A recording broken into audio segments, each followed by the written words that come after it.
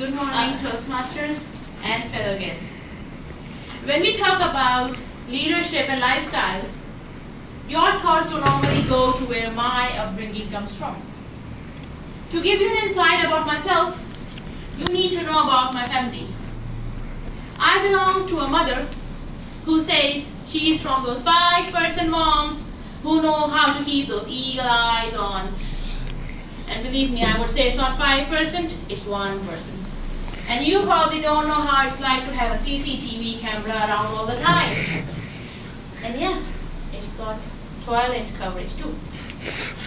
As for my dad, he was a man's man.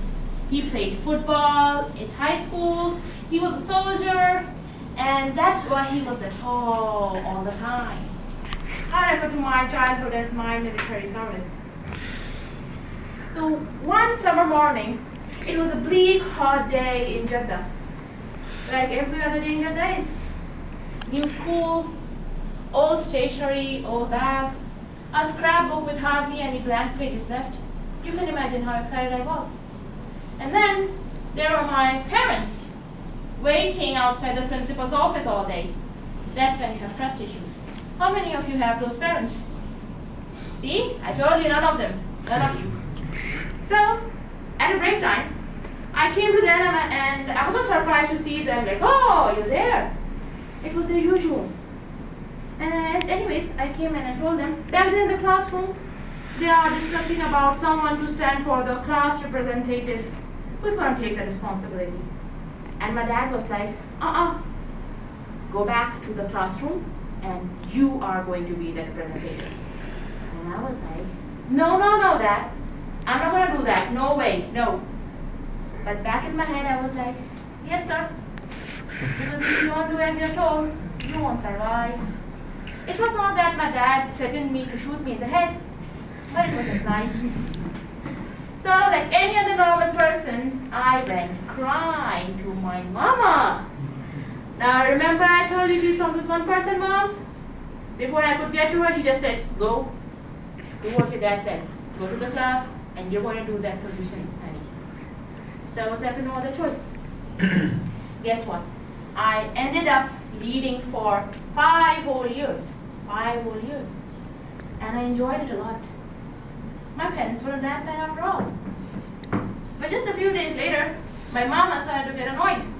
Because every other day, I would stay back after college to discuss and listen some assignment-related issues or, solving these Romeo and Juliet arguments. And that's I was everyone's friend. But now that I can tell you, I don't know the names of so many of them. But what I noticed is that I had that people come first approach. My team mattered to me so much that if I was given a task to set up a stall at a bake sale, I would go like, hey guys, like every other year, this time too, we are going to have a stall. But now we are going to set up a stall for cookies. Okay, Sonia, you make very nice cupcakes. They are very mouth-watering. You will give us a recipe, okay? But no, it was not me, it was her. Oh, I'm so sorry. Okay, so you're going to give us a recipe? And who's going to do the baking? Okay, and packaging? Okay, I think that's all. Wait, the cashier is most important for the stall. What about the cashier? Can you be the cashier? Yes, it's going to be a very hectic job, but I think you can do it. But I have my sister's wedding that day. Mentor. What? You have your sister's wedding? We should find a way out. I think I will try to postpone the entire bake sale to some other day. I can go as far as this for only one individual of my team. That is my leadership style. It's called the affiliative style of leadership, in which I'm very approachable. I become one-on-one with people. I talk to them so that they can tell me about themselves, and that's how I gain trust. And that's how they are more accepting to my things that I'm going to tell them. I want to share with you my inspiration, an inspirational quote from my favorite leader. I will be very harsh and stern against the aggressor. I will be very harsh and stern against the aggressor.